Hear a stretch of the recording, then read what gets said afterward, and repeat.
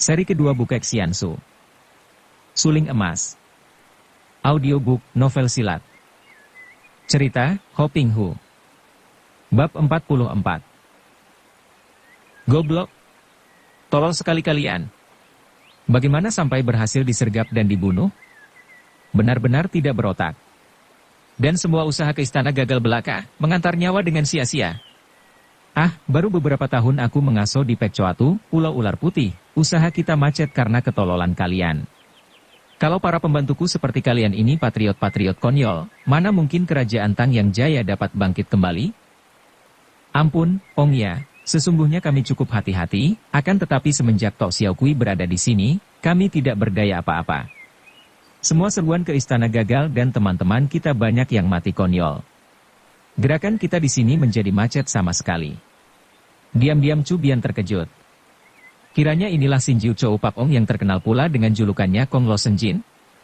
Ia memandang penuh perhatian dan melihat betapa kedua kaki yang tergantung di kursi itu lemas dan lumpuh. Ia tidak ragu-ragu lagi. Hatinya berdebar dan ia menoleh ke belakang. Kalau saja ada pembantu, kalau saja ada Xianto Anio. Akan tetapi masa ia tidak akan dapat mengalahkan seorang kakek yang lumpuh kedua kakinya. Dan orang kedua itu pun kelihatan lemah. Menghadapi Tok Xiaokui saja takut? Biarlah, setelah aku datang, akan kuhancurkan kepala siluman betina itu. Kau lihat baik-baik. Tiba-tiba kakek itu menggerakkan lengannya dan angin besar menyambar ke arah jendela di mana Chu Bian mengintai. Brak! Runtuhlah sebagian dinding jendela itu, akan tetapi Chu Bian sudah melompat ke samping. Terus ia memutar golok yang sudah dicabutnya sambil menyerbu ke dalam rumah melalui jendela. Pemberontak tua bangka. Lebih baik kau menyerahkan diri untuk diadili daripada harus berkenalan dengan golokku, bentaknya. Kong Lo Senjin tidak mempedulikan panglima muda ini, bahkan menoleh ke arah laki-laki temannya tadi sambil bertanya, siapakah budak ini? Laki-laki itu meloncat ke pinggir, gerakannya cukup ringan, dan ia berkata, Ong Ya, inilah dia Chu Chiang Kun, panglima muda yang memimpin pembasmian teman-teman kita di kuil tua. Oh, bagus sekali, kau mengantarkan nyawa ke sini, budak. Lekas berlutut agar kau dapat terbebas dari kematian mengerikan. Suara Kong Lo Senjin berubah menyeramkan. Ong Ya, dia ini seorang di antara kekasih Tok Xiaokui. Laki-laki itu berkata pula. Sementara itu, Chu Bian sudah tak dapat menahan kemarahannya lagi. Pemberontak rendah. Rasakan golokku. Ia menerjang maju, membacok dengan goloknya, gerakannya cepat dan kuat sekali, goloknya lenyap berubah sinar putih seperti kilat menyambar ke arah leher kakek itu. Sing! Namun goloknya mengenai angin belaka karena kakek yang sakti itu telah mencelat ke atas bersama kursinya. Dengan masih duduk di atas kursi, Kong Lo Senjin telah berhasil mengelakkan sambaran golok. Gerakan luar biasa ini dibarengi suara tertawa bergelak-gelak.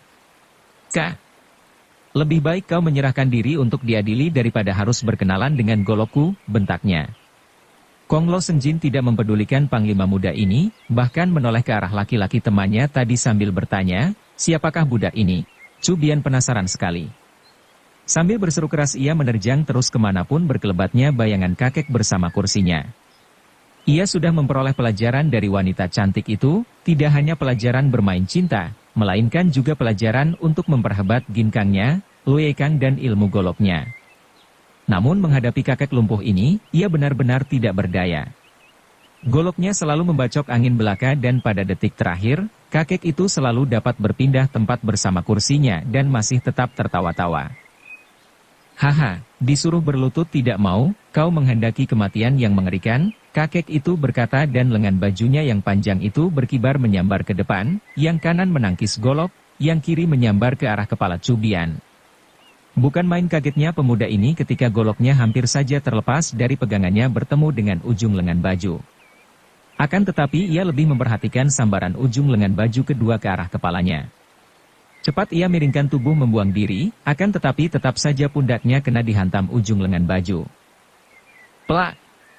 Perlahan saja tampaknya hantaman itu, namun akibatnya cukup hebat karena tubuh Chu Bian terhuyung-huyung ke belakang dan kepalanya serasa hampir pecah saking hebatnya rasa nyeri di pundaknya. Namun orang muda ini mempunyai keberanian besar. Ia meloncat bangun dan kini dengan kemarahan meluap, sambil meluapkan rasa nyeri yang menusuk jantung, ia menerjang maju lagi dengan dahsyat. "Hah, rebahlah kau," bentak Kong Lo Senjin tanpa berpindah dari kursinya, hanya dengan gerakan kedua tangannya, di lain saat ia telah dapat merampas golok dan merobohkan Chu Bian dengan totokan yang membuat tubuh pemuda itu lemas dan seperti lumpuh.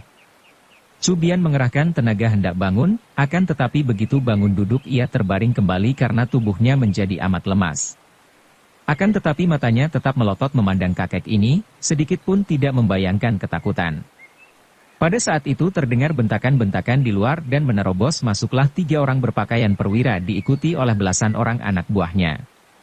Mereka ini adalah pasukan keamanan di kota raja yang tadi melihat gerakan Chu Bian menyelidiki rumah kosong dan kini datang memberi bantuan. "Kau hadapi mereka," teriak si kakek dan sekali mengulur tangan, ia telah menyambar Chu Bian berikut goloknya, kemudian tubuhnya melayang ke arah pintu. "Serbu! Tolong Chu Chiang-kun," teriak seorang perwira dan mereka yang berada dekat pintu segera memapaki tubuh kakek yang melayang itu dengan tombak dan golok. Terdengar suara berkerontangan disusul robohnya 4 orang prajurit ketika Kong Lo Senjin menangkis dengan kebutan ujung lengan bajunya sambil mengibaskan tangan mengirim tamparan. Tubuhnya sudah mencelat keluar dengan mempergunakan sepasang tongkat yang tadinya ia sambar dari dekat meja, ia telah meleset jauh ke depan. Sebentar saja lenyap dari tempat itu membawa tubuh Chu Bian yang tak dapat bergerak sama sekali dalam kempitannya. Yang celaka adalah anak buah Kong Lo Senjin yang tertinggal dalam rumah tua. Dia lihai juga, melawan mati-matian dengan golok rampasan, akan tetapi 3 orang perwira itu adalah pengawal-pengawal istana yang tangkas, maka setelah mengalami pertempuran hebat, akhirnya orang itu tewas di bawah bacokan banyak senjata dan tubuhnya hancur. Peristiwa tertawanya Chu Chiang-kun oleh seorang kakek pemberontak amat menggegerkan kota raja. Penjagaan diperketat, di seluruh kota tampak para prajurit hilir mudik mengadakan pemeriksaan dan penjagaan. Juga sekitar istana dijaga keras. Namun semua itu tidak menghalangi Kong Lo Senjin yang menyelundup ke dalam istana, mempergunakan kepandaiannya yang luar biasa. Bagaikan seekor burung saja ia melompati pagar tembok yang mengurung istana, tidak tampak oleh para penjaga, kemudian menyelinap dalam gelap, meloncat ke atas bangunan istana. Chu Chiang-kun masih berada dalam kempitannya ketika ia tiba di atas istana, mencari-cari. Lucian juga mendengar tentang tertawanya Chu Chiang-kun. Ia ikut merasa gelisah, karena Chu Bian merupakan seorang di antara kekasihnya yang menyenangkan hatinya. Ia menduga-duga siapa gerangan kakek tua lihai itu dan samar-samar ia teringat akan Kong Lo Senjin atau Sin Jiu Cho Upak Ong. Diam-diam ia bergidik. Pernah beberapa tahun yang lalu ia menyaksikan sepak terjang kakek lumpuh itu yang amat lihai. Akan tetapi ia tidak takut sekarang. Bahkan ingin ia mencoba kepandaian kakek itu. Agaknya sekarang ia takkan kalah menandingi kesaktian si kakek yang ia tahu amat lihai ilmu silat tangan kosong dan amat kuat tenaga sinkangnya untuk melakukan pukulan jarak jauh. Malam itu Lucian tak dapat tidur. Ia duduk dalam kamarnya termenung menghadapi meja. Karena hawa udara agak panas, ia membuka jendela kamarnya yang berbentuk bulat seperti bulan purnama. Telinganya yang terlatih itu dapat menangkap suara perlahan di luar kamar. Akan tetapi ia hanya tersenyum mengejek dan tidak bergerak dari bangku yang didudukinya, pura-pura tidak tahu bahwa ada seorang tamu malam yang tinggi ginkangnya sehingga gerakan kakinya hampir tidak menerbitkan suara tengah mendekati kamarnya. Selama ini, tak pernah berhenti ia berlatih sehingga Lucian merasa amat percaya akan kepandaiannya sendiri. Tiba-tiba sinar putih menyambar dari luar jendela memasuki kamar. Biarpun sinar itu menyambar dari belakangnya, namun Lucian maklum bahwa senjata itu tidak akan mengenai tubuhnya, maka ia tetap duduk tidak bergoyang sama sekali. Cap! Sinar itu ternyata sebatang golok yang kini menancap di atas meja di depannya, golok yang indah dan di ujung golok itu terdapat sebuah benda merah kebiruan yang kini berada di atas meja tertancap golok. Benda yang berlumur darah. Sebuah jantung manusia. Melihat golok itu, jantung Lucian berdebar. Inilah golok Chu Bian, kekasihnya. Dan jantung itu. Tiba-tiba terdengar berkesiurnya angin dan sesosok tubuh melayang masuk melalui jendela, menubruk Lucian. Wanita ini bangkit berdiri, tangan kirinya menyampok dan tubuh itu terbanting ke atas lantai. Ketika ia memandang, ternyata itu adalah sesosok mayat seorang laki-laki yang telentang dengan dada robek dan mata terbelalak. Mayat Chu Bian. Hahaha. Toh Xiao Kui, kukirim pulang tubuh kekasihmu. Wanita tak tahu malu, kau mengotori nama besar bengkau. Terdengar suara memaki dan mengejeknya di luar. Hampir meledak rasa dada Lucian saking marahnya. Mukanya menjadi merah sekali, sepasang matanya berkilat dan ia menyambar pedangnya, terus melayang keluar dari jendela. Ketika ia turun di dalam taman bunga di pinggir rumah, ternyata di situ telah berdiri seorang kakek, berdiri di atas kedua tongkatnya yang menggantikan kaki. Sinjiu Chou Pak Ong alias Kong Lo Senjin. Kiranya engkau tua bangka keparat? Bukankah engkau ini si pemberontak Chou Pak Ong yang juga bernama Kong Lo Senjin? Hahaha. Betul sekali, Tok Xiao Kui. Kau boleh menyebut aku pemberontak, akan tetapi aku memberontak kepada kerajaan-kerajaan yang dahulunya memberontak dan merobohkan dinasti Tang. Aku seorang patriot sejati. Tidak seperti engkau ini. Suamimu, Jenderal Kam Siek juga seorang patriot sejati, akan tetapi engkau telah mengkhianatinya, mencemarkan namanya. Apalagi kalau diingat bahwa engkau putri bengkau Cupat Jiu Sin Ong Liu Gan benar-benar menyebalkan dan merendahkan nama ayahmu dan bengkau. Tutup mulutmu yang kotor. Kong Lo Senjin, orang lain boleh takut kepadamu, akan tetapi aku tidak. Hahaha, sombongnya. Ayahmu sendiri tidak akan berani kurang ajar terhadapku, kau ini bocah sombong bisa apakah? Mengingat muka ayahmu, biarlah aku mengampunimu dan lekas kau minggat dari kerajaan Houhan ini dan jangan membelanya. Ada hubungan apakah Houhan denganmu maka kau membelanya mati-matian? Kakek tua bangka. Apa yang kulakukan, ada hubungannya apa denganmu? Kau peduli apa? Wah, benar keras kepala. Kukira aku tidak tahu bahwa kau di sini mengumpulkan pemuda-pemuda tampan untuk memuaskan nafsumu yang kotor dan hina. Kau keparat. Lucian sudah menerjang maju dengan pedangnya karena tidak tahan lagi mendengar kata-kata Kong Lo Senjin. Pedangnya berkelebat cepat bagaikan kilat menyambar, dengan gerakan dahsyat sekaligus telah menyerang dengan 3 kali bacokan dan 2 tusukan bertubi-tubi. Terang. 5 kali pedang bertemu tongkat dan keduanya meloncat ke belakang sampai mereka terpisah dalam jarak 6 meter. Hebat serangan Lucian, akan tetapi hebat pula tangkisan si kakek tua. Keduanya merasa telapak tangan mereka tergetar dan diam-diam Kong Lo Senjin terheran-heran. Tangkisannya tadi telah ia gerakan dengan pengerahan sinkang dengan maksud membuat pedang lawan terpental, akan tetapi jangankan terpental, bahkan pedang itu masih dapat menyerang terus sampai 5 kali. Hal ini membuat Kong Lo Senjin menjadi marah dan penasaran. Di lain pihak, Lucian juga bersikap hati-hati. Ia maklum bahwa kakek ini pandai sekali serta kuat tenaganya. Serangannya tadi merupakan jurus yang lihai dari Toa Hong Kiam Sut, akan tetapi dapat ditangkis dengan baik oleh lawan dan tangannya terasa gemetar tanda bahwa tenaga yang tersalur pada tongkat itu amat kuatnya. Tangan kiri Lucia bergerak dan sinar merah menyambar ke depan. Itulah jarum-jarum Siang Tok Ciam yang ia lepas dengan pengerahan tenaga. Belasan batang jarum halus yang mengeluarkan bau harum itu menyambar ke arah jalan darah yang mematikan. Sukar sekali dielakkan lawan karena begitu tangannya bergerak, sinar berkelebat dan jarum-jarum itu sudah sampai di tempat sasaran. Namun sambil tertawa Kong Lo Senjin mengebutkan ujung lengan bajunya dengan gerakan memutar dan jarum-jarum itu bagaikan tergulung angin kemudian runtuh di tanah sebelum sampai ke tubuh kakek sakti itu. Haha, jangan berlagak di depan kakekmu. Rasakan ini, bentak Kong Lo Senjin sambil mengerahkan tenaga dan menggerakkan kedua tangannya mendorong ke depan. Terdengar angin bersiutan menerjang ke arah Lucian. Angin pukulan ini amat dahsyat dan karena kehebatan kedua tangannya inilah maka Kong Lo Senjin dijuluki Sinjiu, kepalan sakti. Banyak musuh kuat roboh hanya oleh angin pukulannya ini. Bahkan Lucian sendiri dahulu pernah menyaksikan betapa kakek ini merobohkan banyak lawan dengan penggunaan ilmu pukulan jarak jauh. Dahulu ia merasa ngeri melihat kedahsyatan pukulan si kakek, akan tetapi sekarang ia bukanlah Lucian beberapa tahun yang lalu. Melihat kakek itu menggunakan pukulan jarak jauh, ia cepat memasang kuda-kuda dengan kedua kaki terpentang, lutut ditekuk, tubuh direndahkan, kemudian kedua tangannya juga dia pukulkan ke depan. Pedang di tangan kanan ditarik ke dalam di belakang lengan, dan ia mengerahkan tenaga sinkang untuk melawan dorongan hawa pukulan lawan. Dari kedua tangannya menyambar pula angin pukulan dahsyat ke depan.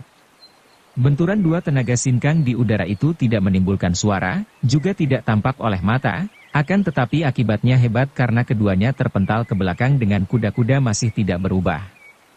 Mereka saling pandang dengan kaget, karena adu tenaga sinkang tadi membuktikan bahwa keduanya memiliki tingkat seimbang. Hal ini tentu saja tidak dinyana-nyana oleh Kong Lo Senjin, maka kakek ini menjadi penasaran sekali. Ia tidak pernah mimpi bahwa tingkat kepandaian Lucian pada waktu itu sudah mengejar ayahnya sendiri dan dibandingkan dengan tingkat Kong Lo Senjin, ia barangkali hanya kalah matang saja. "Kau ingin mampus," seru Kong Lo Senjin dan kini kakek itulah yang berkelebat ke depan dengan lompatan tinggi. Inilah terjangan berbahaya sekali karena dari atas, kakek sakti ini dapat menyerang dengan sepasang tongkatnya. Namun Lucian maklum dan sama sekali tidak takut, bahkan ia pun mengeluarkan pekik melengking nyaring lalu tubuhnya mencelat pula ke atas, menyambut serangan lawan. Dua tubuh itu masih melayang ketika mereka bertemu di udara, dekat sebatang pohon dan dekat pula dengan ujung atap. Mereka menggerakkan senjata dan bertanding di udara, saling tusuk dan tangkis sebelum tubuh mereka meluncur turun. Terdengar suara keras senjata beradu disusul muncratnya bunga api menyilaukan mata. Ketika keduanya turun ke atas tanah, daun-daun pohon rontok terbabat pedang Lucian sedangkan ujung atap dari tembok itu pecah berantakan dihantam tongkat Kong Lo Senjin.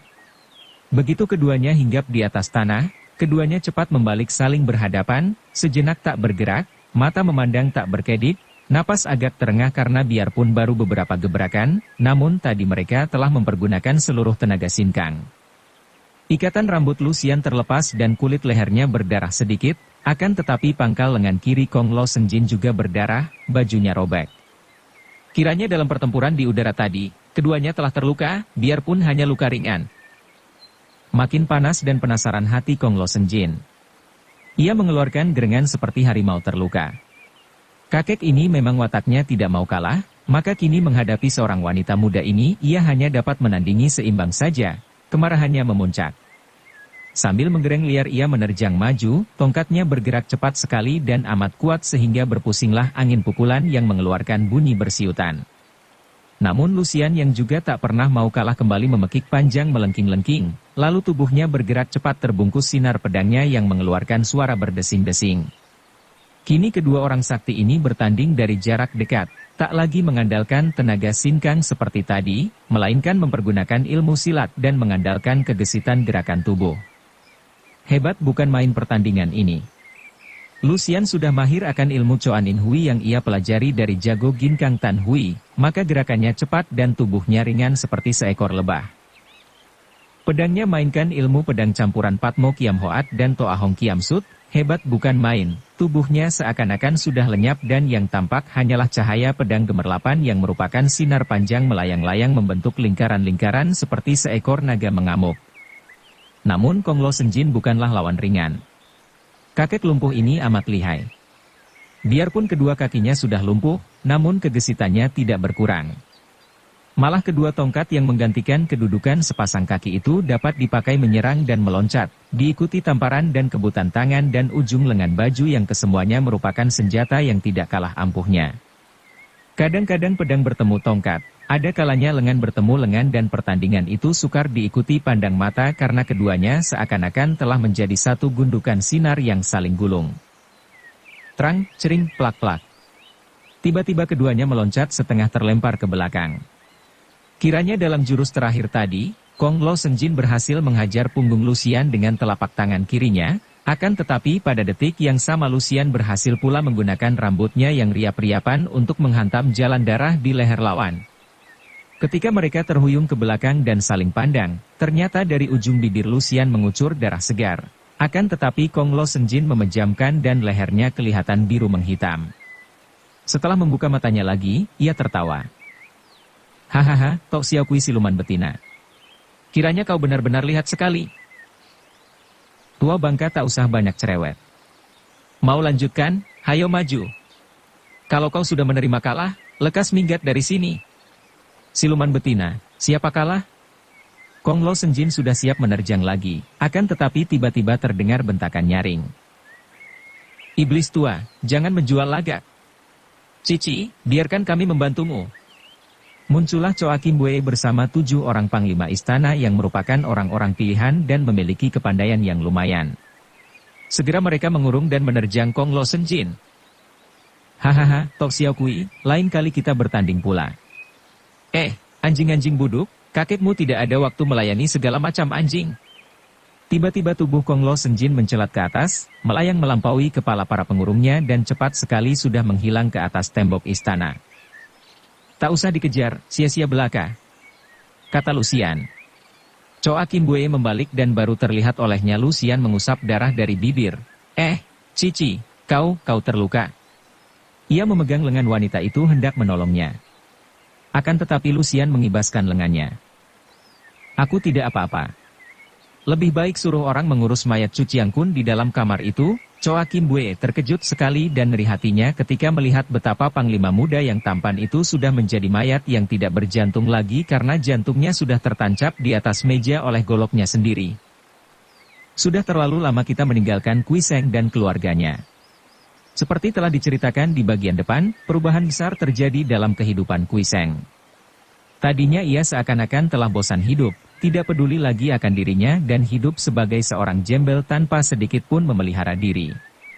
Ia telah menjadi korban asmara ketika gagal dalam cinta dengan Liu Lucian, kemudian hatinya terpukul hebat pula ketika ia mengalami hubungan cinta yang luar biasa dengan nenek neraka bumi. Semua ini menambah hebat luka di hatinya yang tadinya sudah tergurat oleh peristiwa pengalamannya dengan Ang Xiaohua. Memang, semenjak keluar dari neraka bumi, ilmu kepandaian Kui Seng meningkat tinggi, akan tetapi juga keadaan dirinya berubah sama sekali. Kalau dahulu ia merupakan seorang pemuda terpelajar yang halus dan selalu berpakaian rapi bersih, kini ia berubah menjadi seorang yang tidak peduli dan keadaannya seperti jembel. Tidak ada lagi bekas-bekasnya seorang pelajar yang sopan dan bersih, sehingga ia di sana-sini disangka seorang gila. Akan tetapi, semenjak pertemuannya kembali dengan Hu Ginlin saudara kembar Ang Xiaohua yang ternyata adalah seorang wanita cantik yang dahulu menyamar sebagai nenek-nenek tua di neraka bumi, berubahlah keadaan hidupnya. Timbul pula kegairahan dan kegembiraan hidupnya. Apalagi karena, nenek, yang ternyata seorang wanita muda cantik itu datang bersama seorang anak perempuan, anaknya. Ia telah menjadi seorang ayah dan ternyata dia dahulu sama sekali tidak melakukan hubungan gila dengan seorang nenek-nenek tua, melainkan dengan seorang gadis jelita, bahkan saudara kembar Ang Xiaohua yang merupakan wanita pertama yang menggugah cinta kasihnya. Kegembiraan ini ditambah pula dengan kenyataan tentang diri Busong. Sama sekali tidak pernah ia sangka bahwa muridnya yang menimbulkan sayangnya ini ternyata adalah putra Liu Lucian. Dua hal yang datang berbareng ini benar-benar telah mengobati luka-luka di hati Kui Seng. Seperti telah kita ketahui, Kui Seng membawa istri dan putrinya, juga muridnya, ke Gunung Minsan di mana ia hidup berbahagia dengan mereka. Hu Ginlin adalah seorang istri yang mencinta suami, adapun Kui Eng atau biasa dipanggil Eng adalah seorang anak perempuan yang lincah gembira, merupakan matahari kedua di puncak Minsan itu. Busong sebagai murid juga amat penurut dan taat sehingga makin membahagiakan hati Kui Seng. Adapun Busong dan Eng yang selalu berdua di puncak gunung itu semenjak kecil, menjadi amat rukun. Ketika masih kecil, mereka itu seakan-akan kakak beradik, akan tetapi makin besar makin berakarlah rasa kasih sayang mereka satu kepada yang lain sehingga tidaklah aneh kalau menjelang dewasa. Daya tarik gadis itu menjatuhkan hati Busong sehingga diam-diam ia mencinta Eng yang kini telah menjadi seorang gadis remaja berusia 16 tahun yang cantik jelita, lincah jenaka dan lihai ilmu silatnya. Adapun Busong telah menjadi seorang pemuda berusia 21 tahun yang bertubuh tinggi tegap, berwajah tampan serius, wataknya pendiam, dan pandai dalam ilmu surat. Tanpa ia sadari, di dalam tubuhnya telah terdapat dasar-dasar ilmu silat. Busong telah memiliki tenaga dan hawa sakti di dalam tubuhnya. Hanya saja, ia tidak tahu bagaimana harus mempergunakannya. Pada suatu pagi yang indah di puncak Gunung Minsan, Kui Seng bersama istrinya duduk di depan pondok, menikmati hawa pagi pegunungan yang bersih sejuk dan menyehatkan. Sinar matahari pagi dari timur mulai mengusiri halimun pagi yang tebal. Dalam usianya 40 tahun lebih, Kui Seng belum kelihatan tua benar. Wajahnya masih segar berseri, tubuhnya makin tegap dan agak gemuk. Hanya jenggotnya dan kumisnya yang tipis itu dipeliharanya dan membuat ia tampak lebih tua daripada dahulu. Adapun istrinya yang amat cinta kepadanya, juga belum tampak tua benar. Tubuhnya masih ramping, senyumnya masih segar dan sepasang matanya masih bening seperti bintang. Ketika mereka duduk di depan pondok itu, tiba-tiba terdengar suara ketawa eng-eng yang nyaring gembira, lalu tampak gadis itu berlari-lari mendekat puncak sambil berseru. Koko, kayu bakar kita telah habis. Hayo berlomba mencari kayu. Tubuhnya yang kecil ramping itu berkelebat cepat, bajunya yang berwarna merah berkibar-kibar ketika ia lari sambil menengok ke belakang, wajahnya cantik berseri-seri. Di belakangnya tampak Busong berusaha mengejarnya. Pemuda ini memiliki bentuk tubuh yang baik sekali. Bahunya bidang, dadanya berbentuk segitiga dan jelas membayangkan kekuatan, langkahnya tidak seperti seorang pelajar yang lemah melainkan seperti seekor harimau. Wajahnya tampan dan ganteng, dengan alis hitam tebal berbentuk golok, mata lebar bersinar tajam sekali penuh wibawa, hidungnya mancung dan bibirnya jarang tersenyum. Dagunya terdapat belahan kecil di tengah-tengahnya, menambah ketampanan dan sifat yang ganteng ini terbayang kemurungan yang membuat ia pendiam dan seringkali keningnya berkerut. Moi-moi, biarlah aku yang mengumpulkan kayu. Pekerjaan kasar ini adalah pekerjaan laki-laki. Kalau berlomba, tentu saja aku kalah. Larimu lebih cepat daripada larinya rusa, mana aku bisa menyusulmu? Biarpun ia berkata demikian, namun Busong lari juga agar tidak mengecewakan hati gadis yang menjadi teman bermain sejak kecil selama belasan tahun. Sebentar kemudian bayangan kedua orang muda itu lenyap dalam sebuah hutan di puncak. Suami istri yang duduk di depan pondok itu tersenyum, saling pandang penuh arti. Tak dapat disangkal lagi, mereka adalah pasangan yang amat cocok dan setimpal, kata Kui Seng setelah menarik napas panjang penuh kepuasan. Istrinya mengangguk. Benar eng-eng orangnya lincah jenaka sebaliknya Busong pendiam dan penyabar, amat cocok dan dapat saling mempengaruhi. Juga kulihat mereka itu saling mencinta. Hanya sayang. Mengapa sayang, istriku? Ada dua hal yang kusayangkan. Pertama, orang tuanya tidak hidup bahagia, rumah tangga orang tuanya berantakan, ayah bunda bercerai, ayah kawin lagi, ibu, Kui Seng menghela napas. Memang tak dapat disangkal hal itu, akan tetapi apakah kita harus mengukur keadaan seseorang anak dari orang tuanya? Busong anak baik, semenjak kecil dia dalam pengawasan kita. Bertahun-tahun kita melihat dia tumbuh dewasa, melihat watak-wataknya, apakah masih belum cukup dan haruskah kita mengingat keadaan ayah bundanya? Kau memang betul. Aku terpengaruh oleh keadaan orang tuanya karena biasanya dari keluarga yang berantakan akan tumbuh anak-anak yang kurang baik. Akan tetapi Busong semenjak kecil menjadi muridmu. Hanya aku sayangkan, karena kalau saja orang tuanya tidak demikian, alangkah akan lebih baiknya. Tak salah omonganmu itu. Dan hal kedua yang kau sayangkan, apakah itu? Aku menyayangkan bahwa Busong tidak mau belajar ilmu silat. Sedangkan anak kita, sungguh pun tidak sangat pandai, boleh dibilang telah memiliki kepandaian tinggi. Apakah hal ini tidak akan menjadi penghalang kesesuaian faham dan watak mereka kelak? Kui Seng tersenyum. Kau tidak tahu, istriku. Karena memang hal ini kurahasiakan agar jangan sampai bocor dan mengagetkan hati Busong. Kasihan anak yang hidupnya sebatang kara dan berhati bersih itu. Dia begitu benci kepada ilmu silat karena sejak kecil ia menelan filsafat-filsafat hidup penuh damai dan penuh cinta kasih terhadap sesama hidup. Dan terutama sekali karena ia kecewa melihat ayah bundanya yang menurut jalan pikirannya terpisah dan tersesat oleh ilmu silat. Di samping ini, telah banyak ia menyaksikan kekejaman dan kekejian di waktu ia masih kecil sehingga timbul anggapannya bahwa ilmu silat hanya menjadi alat untuk melakukan kekejaman dan pembunuhan belaka. Inilah sebabnya ia tidak mau belajar ilmu silat. Akan tetapi, aku melihat bakat baik sekali terpendam dalam dirinya. Bakat luar biasa yang bahkan jauh lebih baik daripada aku sendiri. Karena inilah, diam-diam aku menanam dasar-dasar ilmu silat dan telah menyuruh dia berlatih siulian dan napas.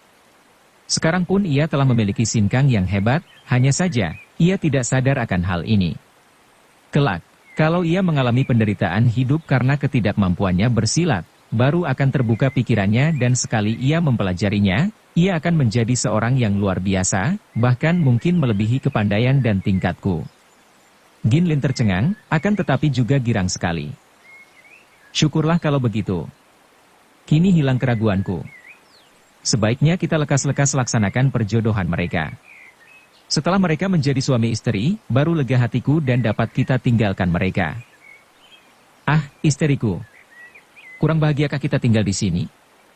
Adakah yang lebih nikmat daripada hidup tenang dan tenteram seperti hidup kita sekarang ini? Apakah kau masih selalu merindukan dunia ramai dan menyaksikan pertumpahan darah?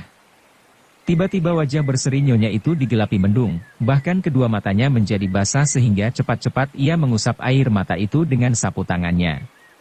Dengan muka tunduk ia berkata, "Suamiku, memang aku berterima kasih kepada Tian, juga bersyukur kepadamu yang telah memberi kebahagiaan hidup kepadaku di tempat ini.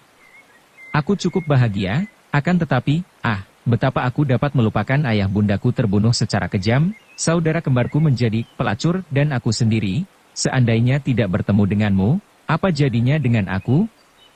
Semua itu karena kebiadaban musuh yang membunuh, merampok, memperkosa, menghina suamiku. Katakanlah, apakah aku harus diam saja sekarang?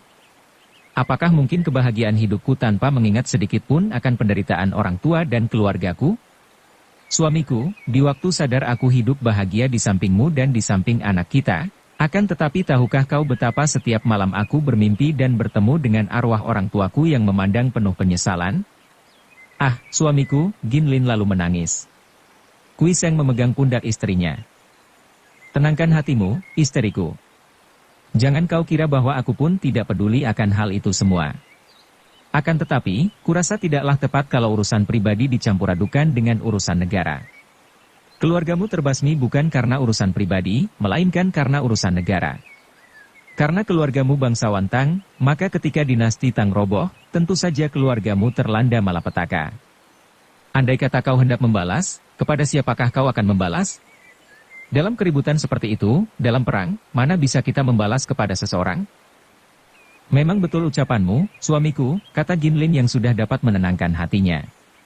Dan memang aku tidak mendendam kepada seseorang, melainkan menaruh dendam kepada mereka yang menurunkan dinasti Tang, karena mereka itulah yang menghancurkan keluarga kami. Karena itu, kalau anak kita sudah menikah, izinkanlah aku membantu Paman Chow Pak Ong untuk menghancurkan musuh sehingga dengan jalan itu berarti aku sudah melakukan kewajibanku berbakti kepada orang tua dan keluarga. Bersambung ke bab 45. Dukung kami dengan subscribe, follow, like, komen dan share. Terima kasih.